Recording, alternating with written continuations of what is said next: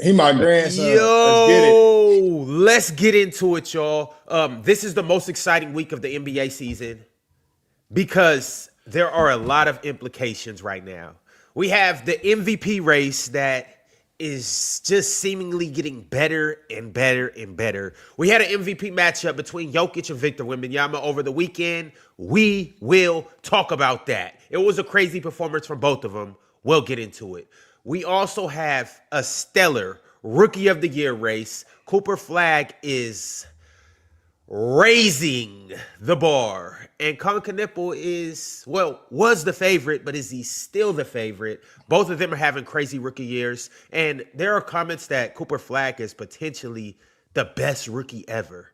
We'll get into that too. Also, last but not least, obviously the playoffs start in less than a week. Or the regular season ends in less than a week next Sunday. This is officially the last week of the NBA season. So playoffs are next week. Well, the play-ins next week. And playoff seeding right now is as tight as it's ever been. And things are going to be settled this week. And we got to talk about what things could look like if certain teams win, if certain teams lose, if players perform the way that they're supposed to perform. What is going to happen this week? We're going to talk all about what's at stake, what we believe is going to happen, and all of that good stuff. Fellas, there's so much to start with. I'm just going to start with the first super chat, and then we're going to run from there.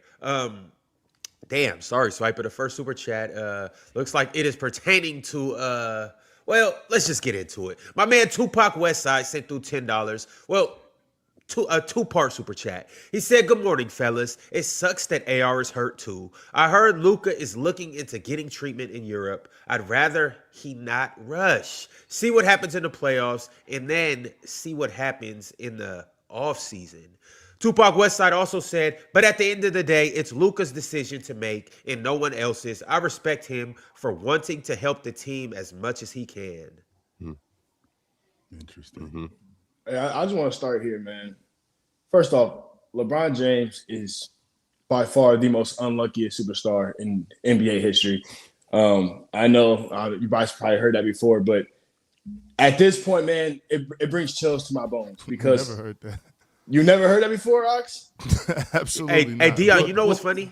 I actually heard that for the first time this weekend. For real? Where you hearing that? So my boy that one of my boys, he just kind of like brought it up. He had FaceTimed me, and we were kind of, we're gonna be live in Portland this week and all of that. So my man Swago, I was talking to him. They call him the Prince of Portland. So we was talking about what we're gonna do in Portland, and he was just like, side note, LeBron has to be the most unluckiest superstar ever. I was like, no, he's not. And then he just started breaking things down. He started breaking down teams that he's had. He started breaking down injuries. He started breaking down playoff stuff and all of that. And I was like, you know what? LeBron really might be cursed.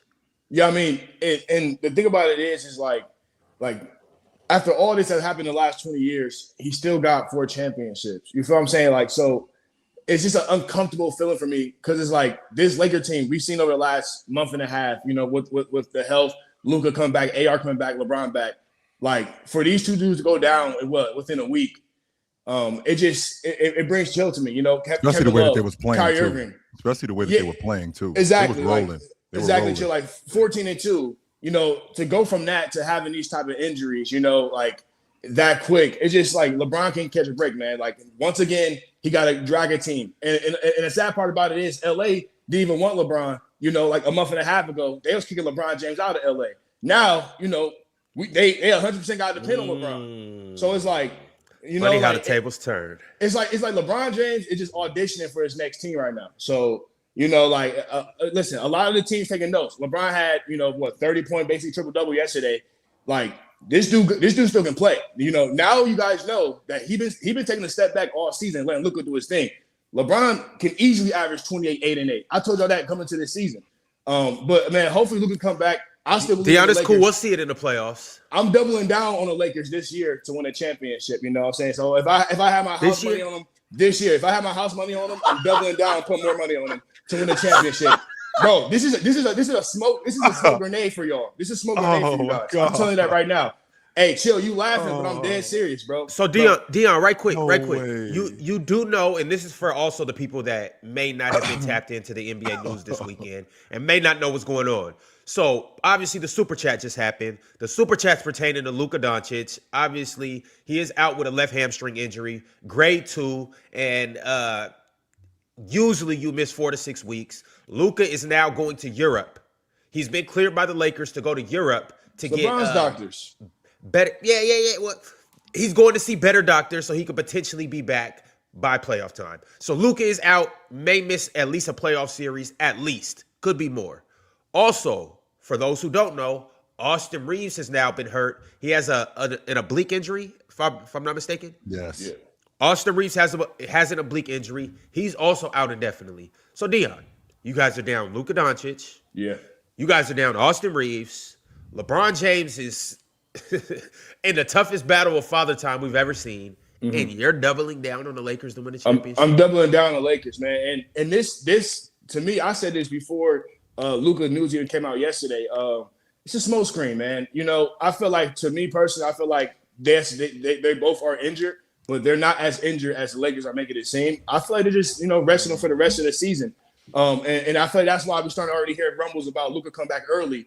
And for us personally, I mean, to me, like, if we would have won the rest of the season out, our position inside the playoffs, as we will talk about a little bit later, we would have had more of a likely matchup. We might have caught Minnesota or somebody like that, But now, we might position and play the Rockets or somebody easier, by us losing games. So it's really benefiting the Lakers, man, in my eyes. Go ahead and rest AR. Go ahead and rest, Luka, but we still got a nice squad. But this is a blessing in disguise, is what you're saying, Dion. This is a blessing absolutely. You need this break before the playoffs. Dion, I do want to say this because I was on this a little bit ago. I think on Saturday on Chill, we talked about this, Chill. And yes, sir. With Luka, if Luka's injury isn't as significant, and if it is kind of a smoke screen situation, which has happened before in the NBA, you know what I'm saying? I can hear where you're coming from. But I didn't know Austin Reeves was down too, because before I found out Austin Reeves was down, I was 100% with you on this too. But if Austin and Luka are actually hurt, it's over. But if it's just some rest type situation, they need to rest Bron too. Because if they do slip and end up playing Houston, I think they can beat Houston even if Luka isn't playing. If it's I think AR and Bron can beat Houston. Yes, sir. And I don't. AR is probably gone longer than Luka if Luka comes back. That's what right. That's the issue I'm having, Swiper. Because if AR is actually hurt, then I'm kind of out on y'all. But if it is a smokescreen situation like Dion is implying, Swiper, I think the Lakers can beat Houston without Luka, and then if Luka comes back fresh and he can play in that second round, I see no reason why the Lakers can't make a run. Mars, can you enlighten me? I just want to make sure that I'm not losing my mind here. So he's got a grade 2 hamstring issue. Is that correct? Yes. Is that what it is, Mars? A grade 2 hamstring injury. 3 to 6. What's the difference between a grade 2 hamstring injury and a broken bone? Because it sounds the same to me. Like, we can't really do nothing about it. We just got to wait for it to heal. Well, grade 1 is a slight tear. Okay. Grade 2 is a larger tear. And grade 3 is a full tear. Okay, so falling off the femur. So basically, what you're saying, what I'm understanding, Mars, is that we have a partially torn ligament. Is that correct? Hamstring. Yes. Muscle. A strain. Okay, a strain is a tear. Yes. Okay, so we got a partially torn muscle. So with this partially torn muscle, which normally takes 4 to 6 weeks, and by the way, this isn't in my hand, this isn't in my side, this is in my leg where I run, which is a very significant part of my game. A very significant part of my game. They're connected to your maximus glutamus, and then with your calves. Right, absolutely it is. So with that being said, with that being said, Swiper, with that being said, there's really nothing that I can do to heal this except chill. Time and steroids. That's it. I can't do anything else. Chill. Steroids are very common, by the way, in hamstring tears. They use them in track all the time in other sports. So, like, wait, Swiper. But you can't use steroids most likely in this situation. Obviously, considered. Well, he better shoot him up. But Swiper, want to talk about something. And damn it, real talk. This is the worst time for you to come up here because I know you're not even gonna let me get this off. Yeah, but I'm going. No, bring my brother back. Come on, Ron. Don't do it like that. Let me sit y'all right next to each other. L host already. I'm gonna tell y'all the guys honest truth. It was good. And this, I've been waiting on this day since I was 16. not really 16, obviously, but like I'm gonna tell y'all what's gonna happen. I'm gonna tell y'all who's gonna be the savior of y'all squad, real talk, and it is gonna hurt y'all to the bone. Check LaRavia. DeAndre Ayton is going to finally show y'all what time it is. This is going Big to Ox Bob. We out the mud. Welcome to the DeAndre Ayton show. Welcome to the DeAndre Ayton show. I'm telling y'all right now, the playoffs start in a week and a half. Be prepared. I'm telling you, DeAndre Ayton is going to show y'all who he really is. And honestly, I'm not. This is obviously like they're better. They're better with Luka, right? They're clearly better with Luka, but without Luka, it's somebody has to step up, and this is the perfect chance for DeAndre Ayton. DeAndre Ayton is a talented basketball player, y'all. We got to stop acting like he's not a talented basketball player. I don't think anybody thinks that he can't play, Ox. I think that there's people who don't. If you don't think he can play, then you ain't watching basketball. I don't think. Bro, y'all think it's Jill and Deion. We don't even. We're gonna sidestep. Can we sidestep? No. Wait. Real talk. You're cutting Chill's takeoff. Can Chill finish what he was gonna say? I would stay right there about All-Star 8. Don't go nowhere. I don't think that there's anybody that doesn't think that DeAndre Ayton can't play. I mean, if there's anybody that doesn't think, then you don't know basketball to think that he can't play, because he can play. What it's going to take to win the NBA championship is going to have to be something heroic from him, something that we have never seen from him. Something that's unworldly. We've seen it before. No, we've seen him in the NBA championship. We've actually seen him in the NBA championship. We just need a 20 and 10, we haven't seen. Okay, we can get 20 and 10 out of him, bro. That's easy. Okay. Been doing it all season. He's been doing it all season. But Dion, the difference with that is the 20, and actually he hasn't been doing that all season. That's just not true. Yes, but the difference is multiple games. The 18 and 10 that he was averaging when he was in Phoenix, he also had a 26 a game guy when he was running with. He also had an elite lead guard that he was running with. When he was doing that, he doesn't have that now. And y'all forget, you've already said to me, this was literally 2 years ago when we saw them in the playoffs that James was running out of gas. Now he's even older than what he was a couple of years ago. So now what you're asking DeAndre Ayton to do is take up the slack, which we saw him get busy in the playoffs with a bunch of other ballers as a supplement, and now he's got to be the guy. Because directly to what Chill's saying, you keep talking about Bron running out of gas. I'm talking about the first round of the playoffs. I'm not talking. Bron was running out of gas against Denver in the Western Conference Finals, and that's a completely different thing. There was nobody there. All Bron got to do. All Bron got to do is him and DeAndre turn up against Houston, because they're gonna slip to the 4 or 5. They're gonna slip to the 4 or 5. They'll play Houston first round. Bron and DeAndre Ayton just gotta turn up for 10 days. 10 days. Let Luka get some extra rest, and then Luka gonna be back. Luka will be back, and then from there, Bron don't gotta carry. Bron can slow back down. And once again, Chill, Bron did this the right way this year. He missed all of the training camp. He came in slowly. He's been coasting. Bron has been coasting. Bron is doing this the right way, conserving that tank, Chill. And he only has to turn up. Him and DeAndre Ayton got to turn up for 6 games. He wasn't coasting yesterday. 6 games. Were y'all talking about Luka's injury prior to this conversation? Yes. Yeah, no. We're talking about his bone falling off the femur. I mean, his muscle falling off his femur. Okay, were there people in disagreement that he should try to come back? I think the super chat, the super, because it started with the super chat, real talk, and the super chat. We haven't yet talked about that, real talk. Yeah. Do you believe he should come back? I believe that he should do everything in his power to come back. It's on the team to then not clear him. But this, I I really do think we're like forgetting who these people are and what kind of competitors they are. And we're also just getting like soft. Like it is the duty of the athlete to try to recover and come back as quickly as possible. And it's the team's duty to protect their asset if that athlete is not ready. Correct. Like people trying to tell Luka, "Oh, why are you even going over there?" And that's it. That's what he's supposed to do. He's supposed to try to get back. Now, again, it is then on the Lakers to then decide that he's not supposed to be playing. So don't clear him. But yeah, that's what Luka's supposed to be doing. All of this, why is he going over there? And oh my God, like that's what he's supposed to be doing. Just for context, Aaron Gordon had the same injury last year and then the game 6. And he tried to come back. And he was 100. And he was 100%, like not even close to it. Now again, that's only 2 days. So then Nuggets don't clear him.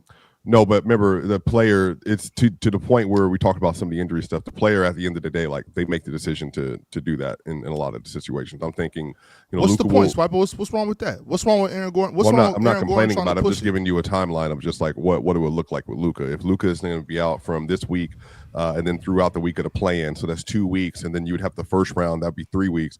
His mobility is not going to be like near the same and explosiveness, and then you're in Ox and Ron, and especially know this because you're my age and you played in the same era, and obviously Chill.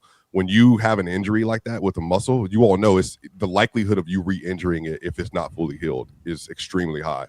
And again, so it's on the responsibility of the franchise to not play him, even if they clear him.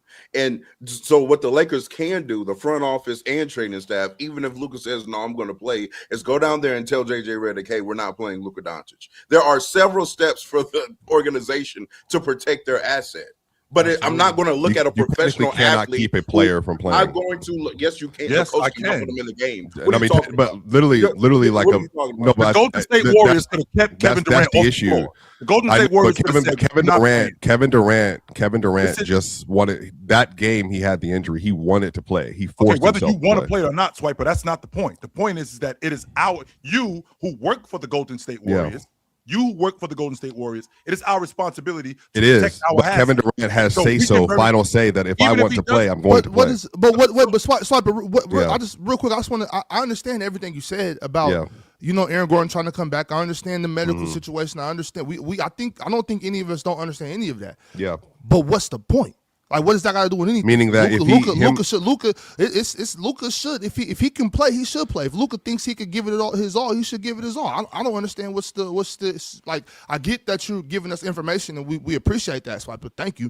But I don't see what the point is though. Like, you're saying that to say what? If he gets back on the floor, I think there's a long-term chance that if he, especially at the way he has to move and do what he does, there's a chance that the same thing with Halliburton. Like with Halliburton had the calf injury, there is an opportunity for a long. I hear you, real talk. Just let me finish real quick. I hear you. I think we're not even deliberating and arguing. I think the issue is that yes, he has the opportunity to play. The organization has say so, but there is extreme risk with having a lower body injury like this. It doesn't mean that the organization have an opportunity to tell him no, yes or no. But like this is these kind of injuries, especially for these players, especially since Luka, mind you, Luka had months that he's been dealing with a hamstring injury, apparently. What's wrong? Right. That's correct. Keep going. No, I'm looking at the chat. Keep going as you're saying. Yeah, Swiper. Yeah. Go ahead, bro. Go ahead. I have a bit of information too because I know how Luka can for sure get back, especially with him being in Europe and whatnot. Yeah. Morris, they say that over there you guys have better treatment, you guys have better medicine, but ultimately you guys have better diets because in Europe you have exclusive access to factor meals, and I think that's why Luka's going over there. I think Luka is feeling the pressure to come back. And he knows that if he gets factor meals, especially 50% off with code Players Choice 50 off, that his timeline can go from 4 to 6 weeks to 2 to 3 weeks. Not only does he get 50% off his factor meals, he gets 50% off his recovery time. It don't get too much better than that. Everybody in the chat, I know it's a New Year's. You guys have new goals. Spring just hit. Playoffs are finna start. Do we really have time to be in the kitchen cooking? I mean, just think about it. We're about to watch Victor Wembanyama play against Nikola Jokic in the second round. Do we really have time to be in the kitchen cooking? I mean, think about it. We are about to watch The Oklahoma City Thunder play against the Boston Celtics in the NBA Finals. Do we really have time to be in the kitchen cooking? I mean, as Dion alluded, we are about to watch the Los Angeles Lakers make a finals run. Do we really have time to be in the kitchen cooking and preparing meals? Well, you see, that's where Factor Meals makes your life easy. Because Factor will give you fully prepared meals designed by dietitians and crafted by chefs. So you can eat without having to shop, you can eat without having to cook, and you can eat without having to worry about your food not tasting good. Oh, and by the way, not only do you, like Luka, get 50% off, but you get 50% off your recovery time too. It doesn't get too much better than that. And, well, like Luka, we eat Factor meals every day. That's me, Big Ox. Hey, I seen Big Ox last week. Big Ox is now Lil Ox, thanks to Factor meals. Mars, Swiper, Chilltown, we all eat Factor meals. And I believe that you should too. So here's how you can do it. You can head to factormeals.com/PlayersChoice50 off and use code PlayersChoice50 off to get 50% off your first box plus free breakfast for 1 year. Yeah, I didn't stutter. Free breakfast for 1 year. That might actually be the reason why Luka's over there. He's getting his free breakfast for a year. The offer is only valid for new customers with the code PlayersChoice50 off and qualifying auto-renewal subscription purchase. Make healthier eating easy with Factor meals and be like Luka and the panel. Now, fellas, oh, hey, Dion. As we were saying, Luka coming back. I don't do Factor meals. Hold on, bro. You named off everybody else. I'm just trying to see. I'm trying Do to see you- what yeah, happens you- in the you'd be ad a read. Do you do no. Factor meals or do you do You- Texas you- barbecue? Which one? Yeah, you'd be a bad representation of Factor meals. That's I what mean, it he is. said you, so I mean, if That's you why get they named, started off bad. That's the problem. They started off bad. You know what I'm He ain't want to saying? have a As bad far as sandwich, man. qualifies. That was some Bad bullshit on my on part. I'm Get in the sorry. gym, Man, man. that's I crazy. apologize, real Yeah. talk. That was some bullshit on my Yeah. part. Real talk. I was showing respect to Texas because you guys have the best food. I would- Swiper a non-factor meal week away too. He better. While we But- bullshitting, real but- talk. but the Okay. thing- so real, he but- holding on like the muscle of Luka's fever. There's video That's evidence to me. I'm in the best shape here, so it's all Swiper, good. let's see your You are tricep. not. No, No, you're you're not. not. Raise your arm like No, you're this. not. Raise And your arm like we this and do this. We can run, do whatever Do you this, want to like- do. Oh, you want I to seen see? you hoop, There's no please. fat right here, brother. This is all muscle. I don't know what to tell you, my dog. Take off that poncho. Let's see. Nothing moves. You're not Nothing little, man, moves. brother. Nothing moves on me. Why Chill. you You tell- still why you little. telling- why you telling me to take off this cardigan, man? Nothing moves here. There's nothing that's moving here. So I I don't know like what to tell you, my jelly. I dog. like jelly. Goodness boy. gracious. You gotta get in the And- gym, but bro. You're look not though, in the gym. anyways though, look, so right now, real talk. Potty so boys. I think y'all seen that it looks like Angel Reese has been traded to the Atlanta Dream. It looks Oh, like for it's real? gonna be looks like it's gonna be Just Nas now? Hillman. Yeah, it looks like it's gonna be for Nas Hillman and some picks and whatnot. No So way. Dang. I don't know if Breezy Jones or if Brittany Griner are involved in that at all. I hope not. But Angel Reese team up with Ryan Howard and Alicia What? Gray, Breezy Jones. Where'd you Hey, see Swipe, this? I'm That's a finna little be down squad. Where did you see That's this? a little This could squad. help out. The chat put me on first. So I just went to do some research.